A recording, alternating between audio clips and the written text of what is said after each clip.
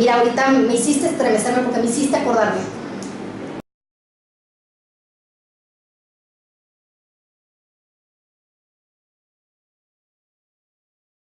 Bien, gracias por acompañarnos. Nos encontramos en la plataforma Dato Exacto con la candidata independiente por el municipio de Corregidora, Rebeca Mendoza.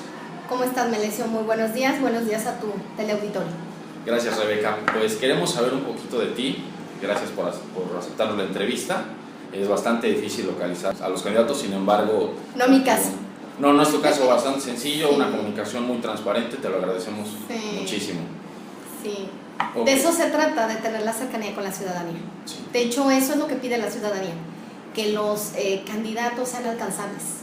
Una vez que llegas al cargo, pues no los vuelven a ver. Así es. La mayor queja por parte de la ciudadanía, y bueno, en mi caso, mi candidatura emana de la ciudadanía, entonces a quien me debo en general es a la ciudadanía. Perfecto, me parece muy importante. Muchas gracias. Queremos saber quién es Rebeca Mendoza. Rebeca Mendoza, bueno, es una mujer ama de casa, común y corriente, es decir, soy profesionista, pero ante todo me debo a mi hijo. Tengo un muchacho ya de 24 años de edad. En diciembre del año pasado él terminó la licenciatura en Ciencias de la Comunicación. Es mi orgullo, es lo mejor que me ha dado la vida, el ser madre. Me casé muy joven, duré poco casada. Llevo prácticamente 20 años divorciada, no me he vuelto a casar. Okay. Y bueno, terminé la carrera de Derecho, la licenciatura en la Facultad ¿Tienes de alguna Derecho. especialidad? No, estudié solo un diplomado en Derecho Político Electoral. Sin embargo, bueno, me gustaba todo lo que tenía que ver con impuestos. De hecho, mi servicio social lo hice en la Secretaría de Hacienda y Crédito Público. Sin embargo, la vida me llevó a la política. La vida hizo que ese liderazgo que toda mi vida tuve, sobre todo en la secundaria, en la preparatoria, en la universidad, hizo que yo llegara a militar en un partido político. Yo ingresé a los 21 años a Acción Nacional. Acción Nacional del PAN. Lo que era el PAN, no lo que hoy es el PAN, lo que era el PAN. Y bueno, duré 14 años en el PAN. En el 2009 renuncié, por lo que han venido evidenciando la mayoría de los panistas o expanistas. Y bueno, yo lo evidencié en el 2009. En un estado panista, ¿no? En un estado panista, que es bien importante hacer mención que cuando yo ingresé al PAN, el PAN no estaba como partido oficial en el estado. Yo ingresé oficialmente al PAN en febrero de 1995. Y en nuestro estado todo era rojo. Entonces, cuando yo ingreso al PAN, no había PAN en el estado. En el estado llega oficialmente hasta 1997 y en el país hasta el 2000.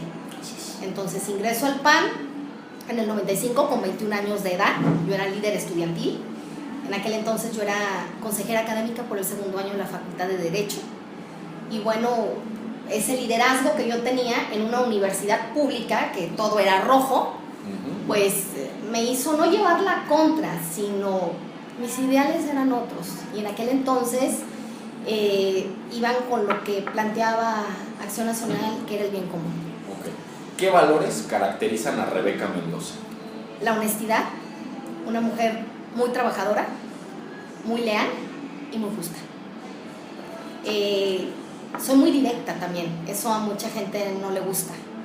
No les gusta que les digan las cosas como son. Y yo creo que si tuviera que poner en primer lugar, y la gente que me conoce, ¿qué es lo que más caracteriza a Rebeca Mendoza? Soy muy directa. Muy directa. Muy directa, sí. Sin rodeos. Sin rodeos, perfecto. Efectivamente. ¿Dónde nace Rebeca Mendoza? Nací en la Ciudad de México, el 2 de abril de 1974. ¿En qué parte de la Ciudad de México? En el Hospital Mosel. En aquel entonces era el Hospital Mosel. No me preguntes exactamente porque yo realmente nací y a los pocos meses me llevaron mis papás a vivir a Lázaro Cárdenas, Michoacán. ¿Ya no regresaste a la Ciudad de México? Ya no regresé a la Ciudad de México, solamente, de niña a ver a mis abuelos. Mi mamá iba a dar a luz a la Ciudad de México y regresaba a la ciudad de Lázaro Cárdenas, Michoacán. ¿Por qué Lázaro Cárdenas? Bueno, porque a mi papá se le presenta una super oportunidad de trabajo en Las Truchas, la siderúrgica. Y pues bueno, nos lleva, en este caso a mi mamá y a mí. Yo llegué a la ciudad de Lázaro Cárdenas, Michoacán, a finales más o menos de 1974. Ok, tu papá entonces encuentra un empleo en Michoacán, ¿es parte de la iniciativa privada? ¿No es? Mi papá es queretano de nacimiento, pero él a los 17 años se va a México a estudiar la carrera de Derecho a la UNAM. Él se forja en la licenciatura, sin embargo la vida lo llevó a especializarse en Derecho Aduanero. Entonces, de hecho, él conoce a mi mamá en la Dirección General de Aduanas, cuando la Dirección General de Aduanas estaba en lo que hoy es Palacio Nacional. Mi mamá era una secretaria del jurídico, se enamoran, mantienen una relación, se casan, y bueno, de esa relación surjo yo. A mi papá se le presenta la oportunidad de irse a Lázaro Cárdenas, Michoacán. Posteriormente él adquiere su patente de agente aduanal en Lázaro Cárdenas, Michoacán, y es por eso que yo viví pues prácticamente toda mi infancia en Lázaro Cárdenas. Ok, ¿dónde estudiaste? Yo llego a Querétaro el 1 de septiembre de 1983 y literal llegué al día siguiente a la escuela. Yo estudié la primaria, llegué al 4º año de primaria. Llegué a estudiar primaria y secundaria a un colegio de monjas, a un colegio tradicionalista de Querétaro, el Instituto La Paz.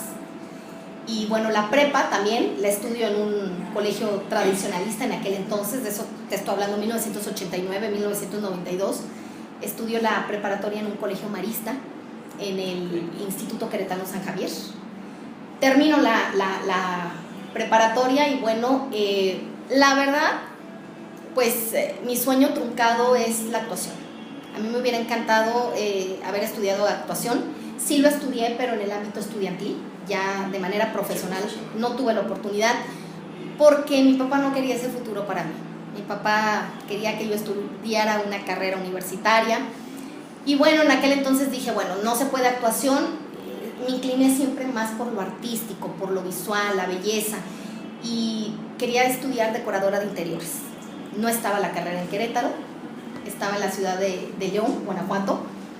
¿Te trasladabas diario? No, tampoco, me dijo mi papá. No. Ah, queda claro que tú lo que quieres es irte de Querétaro. No. Tienes que estudiar otra cosa. Una tercera opción en aquel entonces era la carrera de Relaciones Internacionales. No la había tampoco en Querétaro, de esto les hablo en 1992. Y me puse a investigar y estaba en la Universidad de las Américas en Puebla, en la UDLA. Y yo estaba fascinada por irme a estudiar a la UDLA. Y me dijo mi papá, a ver, Rebeca, ¿qué parte no entiendes? La carrera que quieras, pero aquí en Querétaro. Ya. Y dije, bueno, vengo de un papá muy conservador y pues a él no le parecía que su hija, mujer, se fuera a estudiar a otro lado cuando la familia estaba en Querétaro. Entonces dije, bueno, vengo de hija de un abogado. Y dije, pues leyes. Abogacía. Entonces ingreso en 1992 a estudiar la carrera de Derecho en la UAC. Sin embargo, bueno, la vida me fue llevando a posiciones de liderazgo, que eso hizo que mi papá lo explotara, porque si yo ingreso a Acción Nacional fue por mi padre. De hecho, cuando ingreso a Acción Nacional, fuimos los dos al Comité Directivo Municipal del PAN, lo que anteriormente estaba en Juan Caballero y Ocio, en Querétaro, porque yo vivía en Querétaro. Yo llegué a Querétaro en 1983 y ahí me quedé hasta 1998. Entonces prácticamente mi vida era en Querétaro capital, pero para 1998 me vengo a radicar a Corregidora. ¿Por qué a Corregidora? Bueno, porque mi papá se le presenta una oportunidad de comprar una casa amplia, bonita, una oportunidad económica muy buena, y decide que nos vengamos a Corregidora. Entonces yo llego a Corregidora en 1998. Ok, tu desarrollo en la escuela, ¿cómo fue? Hablando de la universidad, desde que tú inicias la universidad, ¿cómo fue tu desarrollo? ¿Tuviste alguna carencia? ¿Ya trabajabas?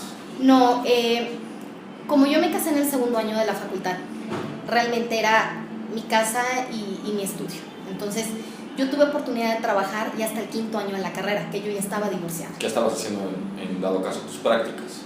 No, todo lo hice hasta el 5º año de carrera, porque yo me dedicaba prácticamente a mi casa, obviamente mi bebé, y estudiar. Mencionas que ya estabas divorciada. Sí. ¿A qué edad te casaste? 19 años.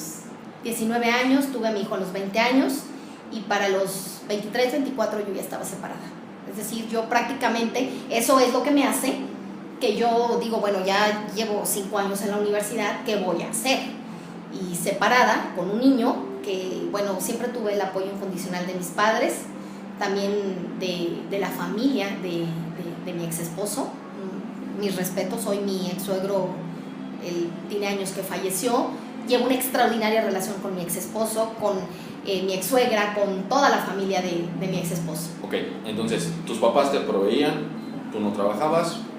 Trabajé hasta el 5º año de la carrera. Cuando termino el servicio social, se abre una oportunidad para una plaza en la Secretaría de Hacienda y Crédito Público. Y como yo venía terminando el servicio social, califiqué y me quedo en la Secretaría de Hacienda y Crédito Público. Tu primer trabajo fue en el SAT. Fue en el SAT, efectivamente. De hecho, yo vi ese cambio de la transformación del sistema de administración tributaria, porque anteriormente era la administración encargada de los ingresos, pero ya el nombre de SAT como tal, con los círculos azules, se da en 1996 esa transformación. Yo la viví. Yo puedo decir que soy parte del cambio. Fui parte del cambio, efectivamente. Claro que los empleados no nos preguntaban. Yo inicié primero como asesor del fisco y posteriormente como abogado del fisco. Y me iba muy bien, la verdad me iba muy bien. En aquel entonces yo ganaba 13,000 pesos mensuales. Estaba muy bien en Hacienda. Con compañeros, mi jefe, tuve jefes extraordinarios. Tuve la oportunidad de poderme ir a trabajar a un despacho de fiscalistas. Sin embargo, no lo hice por la política. Ok.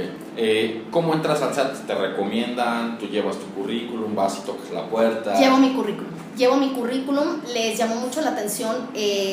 La Secretaría de Hacienda y Crédito Público se divide en varias administraciones. Una de ellas es la local jurídica es la local jurídica de ingresos. Entonces, yo traía formación jurídica y entonces de lo que yo había estudiado, lo que más me gustaba era el tema de impuestos. Y en aquel entonces mi papá me dice, oye, pues lo ideal sería hacer tu servicio social en la Secretaría de Hacienda y Crédito Público. Oye, Leo, pero yo no soy contadora. Me dijo, diste en el clavo. Como no hay abogados fiscalistas, quienes vienen haciendo la labor de fiscalistas son los contadores. Entonces, cumples con el perfil para ser una fiscalista, porque traes las nociones jurídicas. Entonces dije, ok. Fui y presenté mis papeles en la local jurídica de ingresos y eso fue lo que les agradó a la administración en su momento, que efectivamente traía formación jurídica. La gran mayoría de la gente en aquel entonces que trabajaba en Hacienda eran contadores. Entonces cumplía con ese perfil. Joven, y si eso le agregas que yo toqué la puerta para hacer el servicio social y no les iba a costar pagarme, porque no me daban ni para la torta ni para el refresco. Entonces, era muy redituable en aquel entonces para la Secretaría de Hacienda y Crédito Público que los prestadores del servicio social pues llegaran a tocar las puertas, no les costaba un solo peso. Y nosotros nos preparábamos, nos capacitábamos, pero también atendíamos, servíamos. Yo puedo decir que prácticamente en el 95 es cuando inicio ya oficialmente mi formación de servicio, porque inicio como asesor del fisco, y el asesor del fisco, entre lo que yo me encargaba, era asesorar, orientar, hacerle ver las obligaciones al contribuyente hacia con el gobierno. Incluso nosotros llenábamos declaraciones fiscales, nosotros asesorábamos en el tema de la contabilidad. Claro que todo eso estábamos preparados por la Secretaría. Sí, los capacitan. Nos capacitaban, era obligatorio para estar ahí una capacitación constante. En aquel entonces todo lo que tenía que ver con IEPS, IVA, impuestos sobre la renta, Código Fiscal Federal. De hecho, algo que nos llamaba mucho la atención a los juristas era que, y hasta la fecha, la legislación que más reformas ha sufrido en la vida, una compilación de leyes, es el Código Fiscal Federal, ni la Constitución Política, que es obviamente nuestra Carta Magna. Entonces, todo eso lo aprendí en Hacienda, en ese inter pues, entró a militar a Acción Nacional, y bueno, en el 99 se me presenta mi primera oportunidad política. Una persona que iba de candidato a la alcaldía de Corregidora por Acción Nacional me invita a participar a su equipo. Y entonces yo accedo. ¿Qué persona fue? Antonio Zapata Guerrero. Ahorita él es diputado local. Sin embargo, bueno, él gana. Sigue perteneciendo Él sigue perteneciendo a Acción Nacional. Él gana y no me cumple.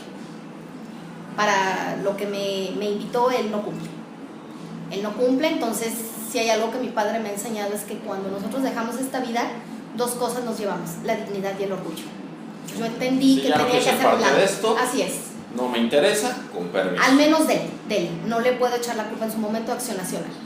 Okay. Entonces me retiré, me hice a un lado. Y bueno, lo que nadie contaba es que en aquella época, en papel, yo figuraba como suplente de un candidato a diputado local. Entonces, cuando gana la alcaldía aquí en Corregidora el PAN, de esto les hablo en el 2000, y por consiguiente se tiñe de azul en el país y en el estado el azul, al que yo estaba apoyando también solo en papel para candidato a diputado local, a los pocos meses de haber ingresado le da una embolia. Y yo era la suplente. Y entonces yo subo de diputada. Diputada suplente en funciones. Es así como logro ser diputada. Mucha gente que no sabe cree que, bueno, yo llegué a ser diputada porque me lo merecía, porque fue parte del convenio, ¿no? Renunció y ya... Llegó, ¿no? Porque eso es lo que pasa, así ¿no? Es, o sea, hay un suplente, renuncia el titular y el suplente ocupa. Así es, no fue el caso. Lamentablemente a este propietario le da una embolia y es como yo llego a ser diputada. Es la primera parte o muestra que yo doy a conocer públicamente de cómo los espacios en la política y las mujeres están coartados. No es fácil para una mujer llegar a un cargo, a un puesto de propietaria. Las que llegan, y siempre lo he dicho, son porque son familiares o amantes de los que están en las cúpulas de ¿Plurinominales o...? De todo, tanto en mayoría relativa como representación proporcional. Okay. Sí. Bien.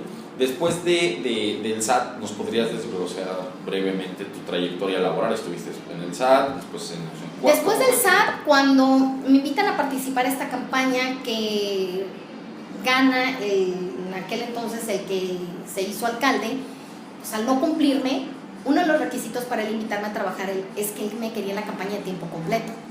Y es así como yo renuncio a la Secretaría de Hacienda y Crédito Público. Después de 4 años, imagínate qué fuerte, me incorporé de lleno a la campaña. Además, una campaña política, realmente tienes que dar todo de ti. Y el tiempo es oro. Entonces, en aquel entonces él me hace coordinadora general de campaña. Yo no podía, siendo honesta, no podía trabajar en Hacienda, porque en Hacienda había un horario, y ser coordinadora general de campaña cuando en aquel entonces el candidato me requería desde las 8 de la mañana y no había hora de término, porque cuando terminábamos las labores del día nos reuníamos a las 10, 11 de la noche para hacer el inventario del día y cómo íbamos a iniciar el día siguiente. Entonces era muy pesado. Hablo de esto cuando las campañas duraban 4 meses. Hoy las campañas duran 45 días, afortunadamente, que se me sigue haciendo todavía exceso, no por el tiempo, sino por la dilapidación económica durante 45 días. Oye, pero 45 días de campaña para un independiente contra una trayectoria de muchísimos años contra los partidos políticos es poco. No, realmente yo creo que al final de cuentas lo que habla de las personas es el currículum. Tú en 45 días no vas a terminar de convencer a las personas. Si tú le preguntas a una persona por qué votaría por alguien, sus comentarios no solo son el tema de las propuestas, sino también muchos argumentan, porque ese es el que me late, ese es el que me conviene, o ese es el que quiero.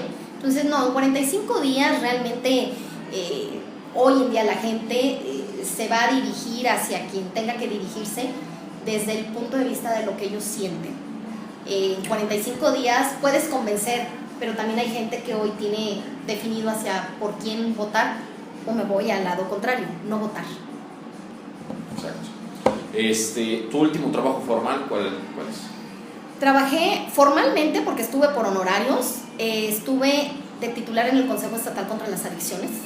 Esto fue en el 2015, cuando llega la actual administración panista en el gobierno del estado. Por obvias razones me corren, porque yo venía trabajando en una administración roja, que no debiera de ser, porque al final de cuentas lo que nos caracteriza a las personas no son los colores, sino es el trabajo que cada uno desempeñamos. Yo estuve al frente de Adicciones 4 años. Cuando yo renuncio al PAN, me queda claro que ese liderazgo lo potencializa un candidato al gobierno del estado, y en aquel entonces, bueno, el candidato era rojo, y me invita a participar a la campaña. ¿Por qué me invita a participar a la campaña? Porque en aquel entonces su coordinador general de campaña era mi ex esposo, el padre de mi hijo. Entonces él veía las injusticias que yo vivía dentro de Acción Nacional, y él por años me invitaba a participar dentro del Revolucionario Institucional. Sin embargo, siempre fue un no rotundo, porque yo creía en la ideología de Acción Nacional. Pero cuando yo renuncio al PAN, él me dice: Rebe, sin colores, vente a trabajar con el licenciado José Calzada Rovirosa, te invito yo quiero que estés en el equipo. Y dije, ¿por qué no?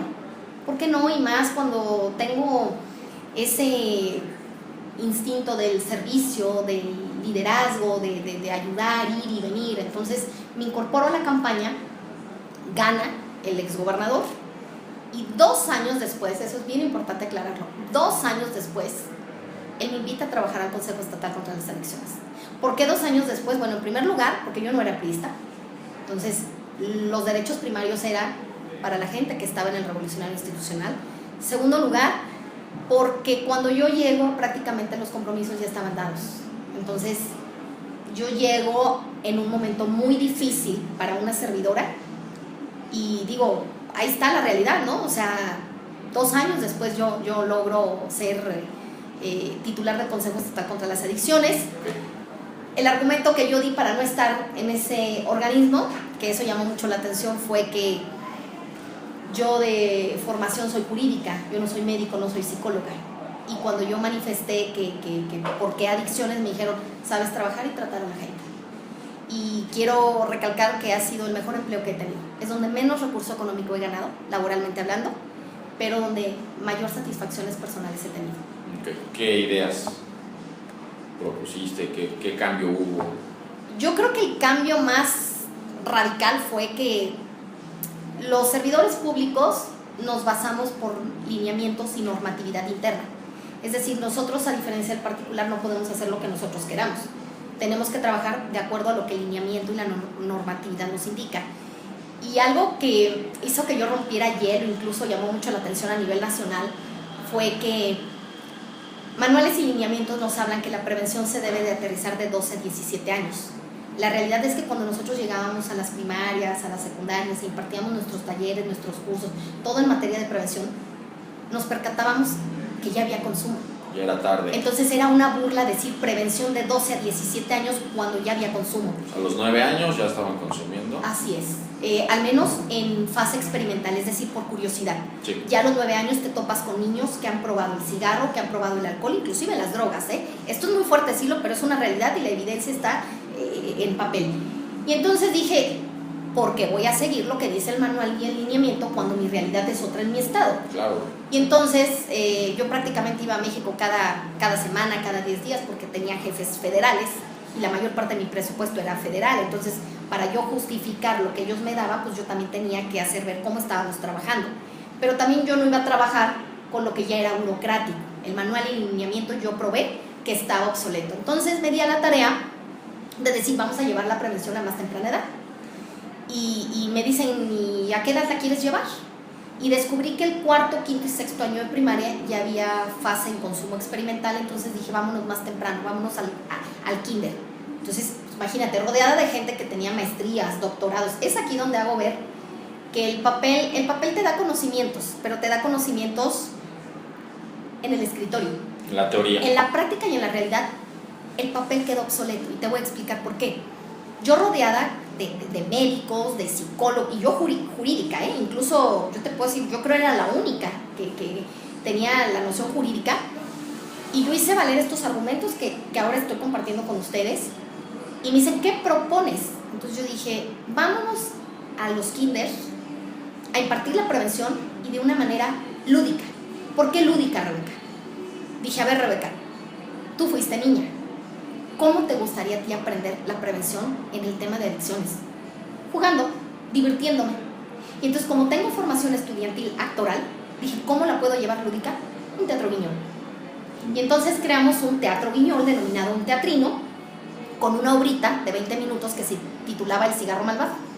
Y en 20 minutos, a través de títeres, en los 3 primeros años del kinder y hasta el 3er año de primaria, por la edad, nosotros llevábamos ese teatrino.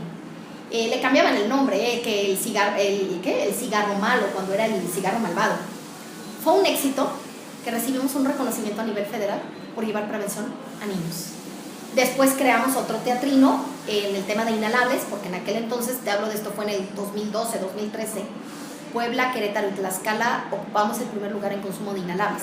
Entonces creamos otro teatro guiñol con el tema de olores que matan y tocamos el tema de inhalables, también 20 minutos, recibimos otro reconocimiento nacional. Fuimos el único estado a nivel nacional que empezó a romper barreras con el tema de salirte de manuales y lineamientos y llevamos prevención de adicciones desde el kinder. Ok, y las estadísticas en tu estado, ¿qué te indicaron? ¿Fue buena idea? ¿Se modificó algo? ¿Sí funcionó? Lamentablemente, nosotros no podíamos medir. De hecho, era lo que estaba trabajando desde que entré en adicciones, porque muchos de los programas que teníamos, yo hacía ver que estaban obsoletos porque no eran medibles. Entonces, claro, necesitábamos nosotros crear mecanismos que fueran vigentes y que nos dieran información en tiempo real y eficaz. Y me dediqué a crear una comunidad digital, un videojuego en prevención de adicciones, pero todo esto en aquel entonces costaba alrededor de 13 millones de pesos. Con fundaciones y tocando puertas, logré juntar como 8 millones de pesos. Sin embargo, no era suficiente, no alcancé a juntar los 3 y no lo pudimos aterrizar. Parte de este proyecto era para hacer medible lo que hacíamos. Es decir, los gobiernos, en mi experiencia, hay 3 áreas donde el recurso prácticamente es nulo: adicciones, pacientes con problemas psiquiátricos y VIH. O sea, en Querétaro lo que funcionaba es, ¿sabes qué? Haz esto y métele dinero, hay que gastar. Oye, pero pues ¿cómo sabemos si funciona? No, tú nada más hazlo. ¿Así funcionaba? No, es muy cruel. Teníamos que dar respuesta, teníamos que dar números, y tan funcionaba que por todos lados nos pedían el teatrino, pero ya el nosotros saber si funcionaba ese proyecto o no teníamos un mecanismo para medirlo, no lo había. No es que nos dieran dinero para que se aplicara independientemente si funcionara o no.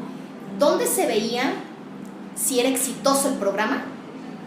En la medida del reporte que nosotros hacíamos llegar de la cantidad de personas que nos pedían el teatrino, es decir, las obras de teatro. Pero nosotros no sabíamos qué tanto permeábamos en los niños, porque no pasábamos a una segunda etapa, es decir, una especie de test o de exámenes o de pruebas psicométricas para nosotros ir viendo el impacto, pero irlo monitoreando constantemente. ¿Cuál es el problema de la prevención en nuestro país? En primer lugar, que no es obligatorio. Entonces, a donde tú vayas, si quiere la gente la toma y si no también. Segundo lugar, ¿por qué el fracaso de la prevención? Porque no hay prevención de recaídas. No estás tú en un constante monitoreo de decir, a ver, lo que yo apliqué hoy, voy a regresar en 3 meses, claro, para reforzarlo. Y vuelvo a regresar en otros 3 meses para ver resultados y volverlo a reforzar.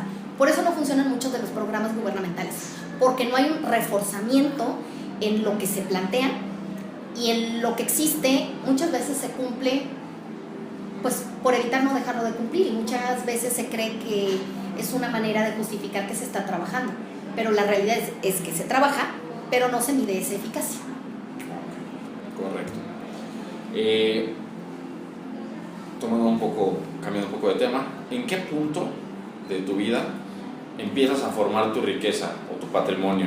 ¿En qué punto dices, papá, muchas gracias por apoyarme, ya voy a comprar mi coche, voy a comprar mi casa, un departamento? ¿En qué punto es cuando tú te haces independiente?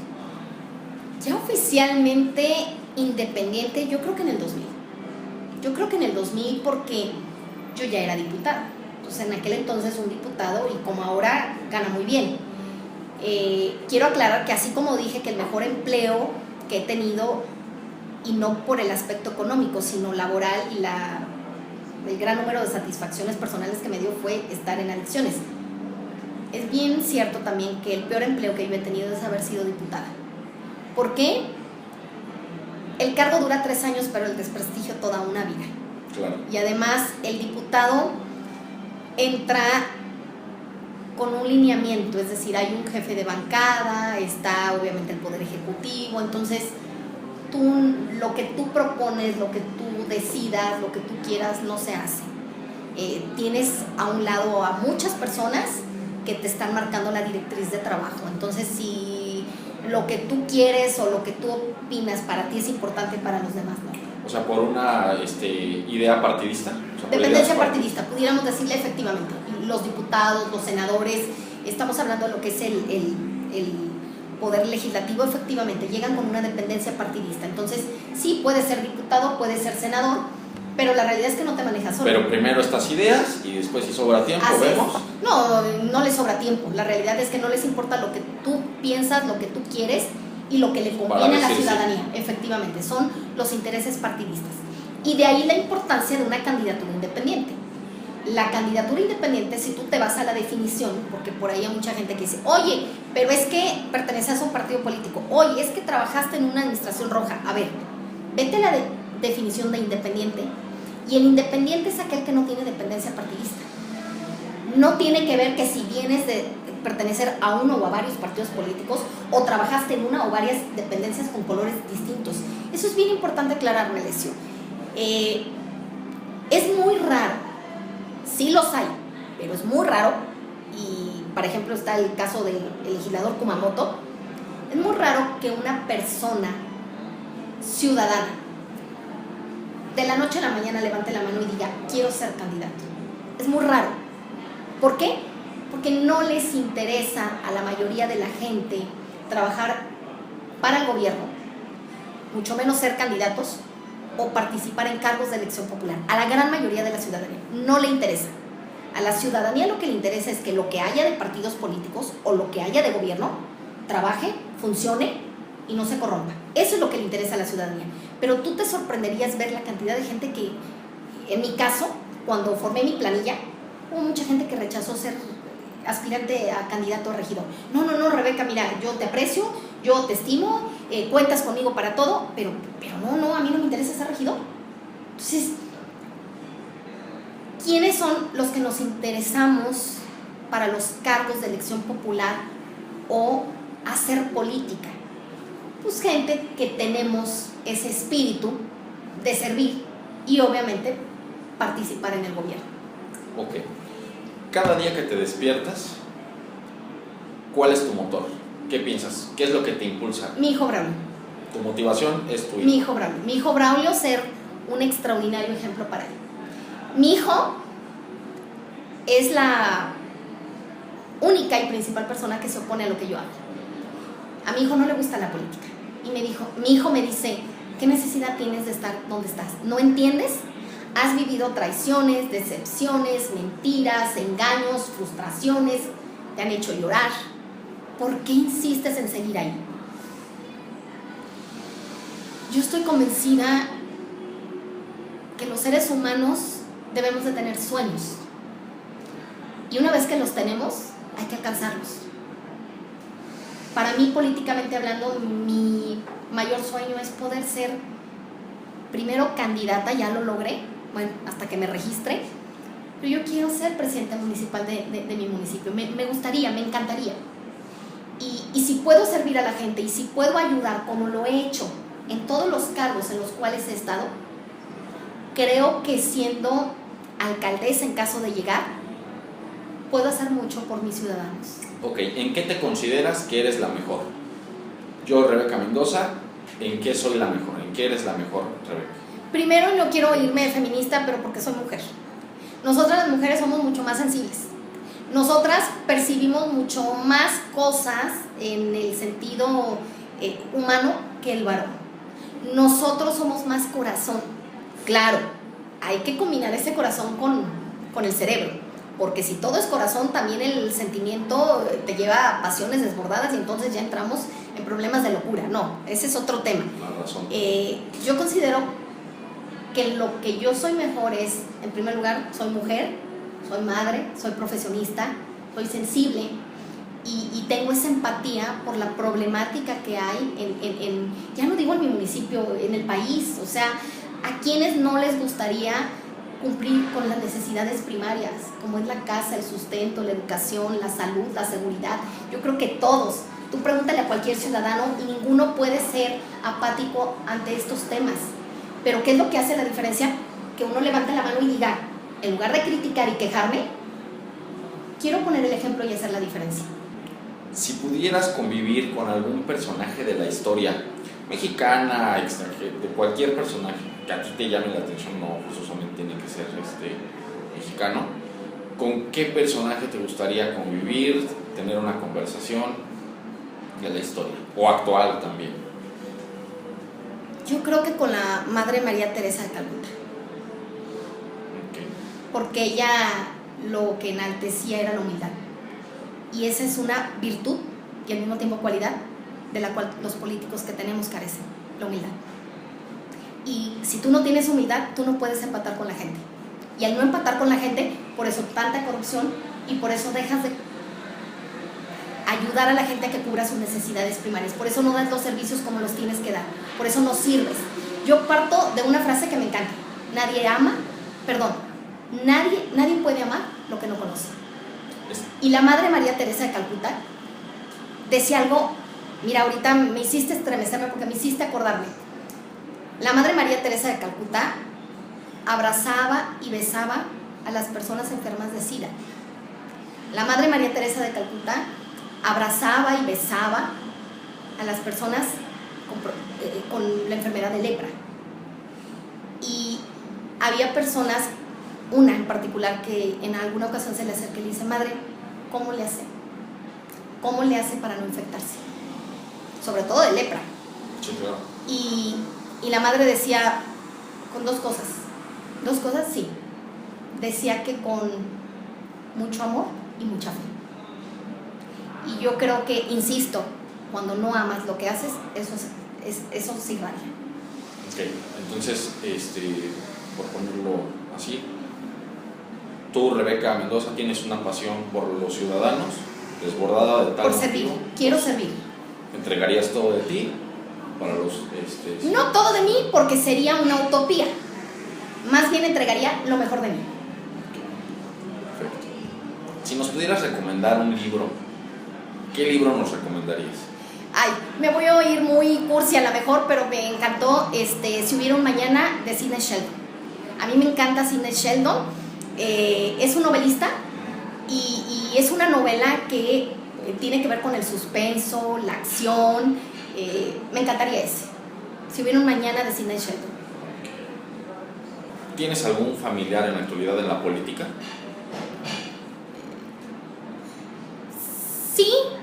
Sí, pudiéramos decir que sí, pues mi ex esposo, pero más que familiar, pues es el padre de mi hijo. Y ese vínculo nunca se va a romper. Okay. Nada más. Sí, pero consanguíneamente ninguno. Y nunca, por afinidad, efectivamente. Nunca he tenido política. Esa pregunta es bien importante y gracias por hacérmela. No, históricamente nunca he tenido un familiar en la política consanguíneamente hablando. Por afinidad sí, pero consanguíneamente no. Entonces, todo lo que una servidora ha logrado en la administración pública me ha costado. A mí nadie me puede decir que porque he sido la amiga, el familiar o la amante de alguien he llegado a las posiciones en las que he estado, jamás. Si a la gran mayoría de las personas les cuesta del 1 al 1000 llegar a los lugares, a mí me ha costado 10,000 veces más. Y más porque soy muy directa. Entonces, eso no gusta a muchas personas. Porque te provoca conflicto. Claro, porque cuando digo que algo está mal, lo explico por qué y a más de uno no le gusta. Porque sobre todo me enfrento con talentos, con personas que tienen todos los estudios, los títulos universitarios, y cuando les haces ver que eso es muy bonito en papel y en escritorio, pero que en la práctica eso no sirve, no les gusta. Tu experiencia como aspirante a candidato, en la actualidad eres aspirante a candidato, ¿cómo ha sido? Muy difícil. Sí, muy difícil. En primer lugar, porque me costó mucho trabajo armar mi planilla. Y como lo dije hace rato, ¿por qué? No querían ser regidores. No querían ser aspirantes a candidatos a regidores. ¿Por qué? Porque no les interesaba el gobierno, no les interesa saber nada de partidos políticos. Me refiero al menos a la gente que yo me dirigí. Entonces, hubo gente que aceptó solo para que una servidora cumpliera en papel el requisito. Pero hubo gente que me dijo, en cuanto puedas me sustituyes, porque lo mío no es ser regidor. Entonces, sí fue muy difícil. Eso en primer lugar. Y en segundo lugar, el haber tramitado mi constancia de residencia. No me la querían dar en el municipio. Era obvio. Representaba ser incómoda. Entonces, a pesar que yo manifesté que tengo 19 años viviendo en Corregidora, me expidieron mi constancia por 3 años. Entonces, sí ha sido muy difícil. El otro punto, el tercero, no tengo estructura política. Como no pertenezco a ningún partido político, entonces no puedo decir fulano, mengano, sutano, vayan, vengan, hagan y deshagan. No, tuve que formar una estructura primero con la familia, que yo estoy convencida que no soy mala, porque te imaginas si la familia no te apoyara, que es las personas que están contigo mañana, tarde y noche. Y si tú no convences a tu familia, pierdes el tiempo de querer servir hacia afuera, porque pues si tú no cumples con un escenario primario, ¿para qué piensas en un secundario? Entonces, tuve que armar mi estructura, primero con la familia, después con los amigos, después con los conocidos y después con los vecinos. Esa fue mi estructura para lograr el número de firmas que presenté. Tu apoyo ciudadano, ¿cómo lo hiciste? ¿Así? Tocando puertas, redes. Con la familia. Primero con la familia, después con los amigos, después con los vecinos y después con los conocidos. ¿Qué fue lo que hice? Vía WhatsApp, vía Face, vía telefónica, de puerta en puerta. Soy Rebeca Mendoza Jase. Necesito recolectar firmas para poder lograr ser candidata. Claro, porque aparte como aspirante no puedes poner, no puedes tener una plataforma electoral, tú no puedes decir yo voy a hacer Esa fue esto. la parte más difícil para lograr las firmas. Primero, porque no puedes presentar propuestas. Entonces, imagínate convencer a quien no te conoce de decirle, oye, dame tu firma para poderme registrar. ¿Y por qué te la voy a dar si no te conozco? Ni conozco tus propuestas. ¿Qué vas a hacer en caso de llegar? Entonces, fue bien complicado. Ese es un escenario. Y segundo, no poder adquirir un compromiso. Entonces, llegar con la gente que no te conoce y tú no le presentas propuestas y no generas compromisos, como por qué te van a dar la firma. Entonces, fue muy complicado lograr la firma. Sin embargo, ¿por qué logré la firma? Bueno, en primer lugar, porque la gran mayoría de las personas con las cuales yo toqué la puerta no quiere saber nada del gobierno, no quiere saber nada de los partidos políticos. Segunda, no voy a mentir, yo creo que porque me vieron mujer, iba y venía, hasta por lástima, ¿a poco eres la única mujer que está contendiendo? Sí, me daban la firma. Eso es valor, mis respetos. Y yo así, ¿no? Entonces yo decía, me dieron la firma por lástima. No, después me aclararon y me decían, no, porque alguien se está atreviendo a ser diferente a lo que hay. O sea, nadar contracorriente. A nadar contracorriente, así es. Lo definiste bien, a nadar contracorriente.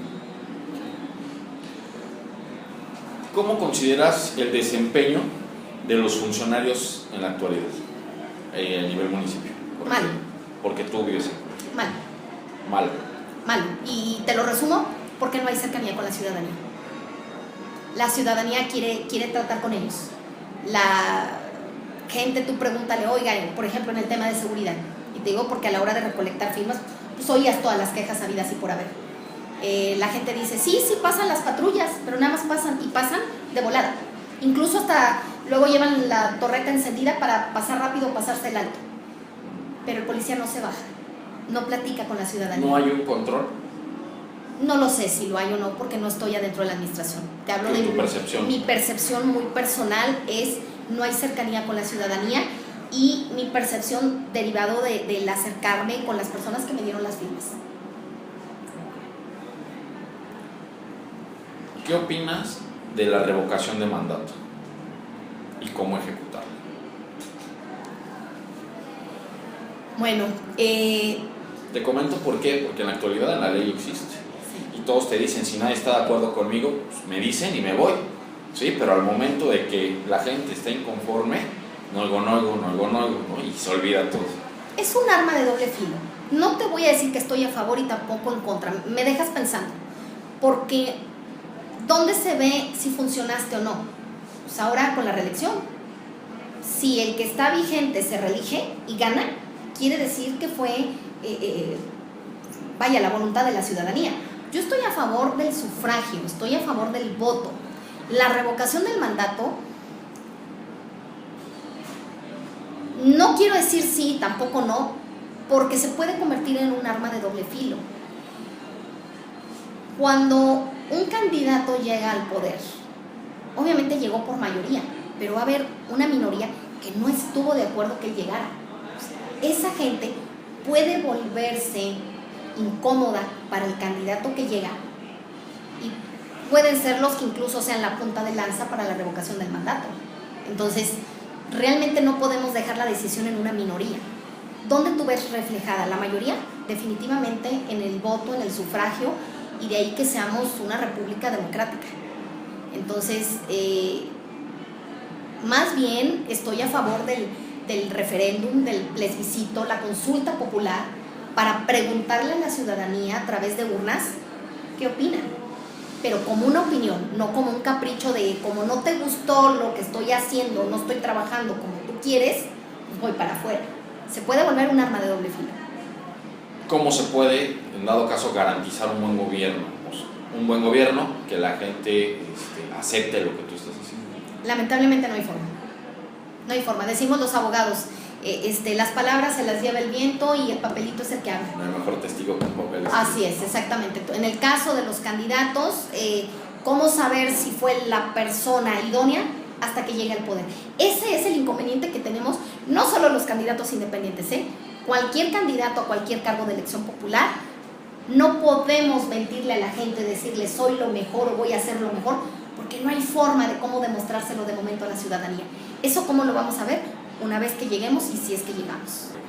Bueno, no sé si quieras agregar algo más. Solo, bueno,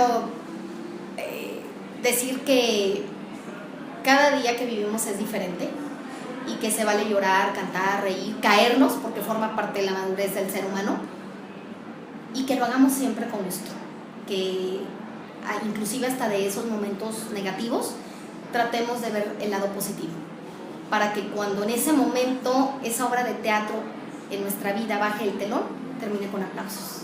Muchas gracias. Perfecto. Gracias. Bueno, síganos en nuestras redes sociales y también a través de las redes de Rebeca. Gracias por acompañarnos. Buena tarde. Hasta luego, Rebeca. Hasta luego. Gracias.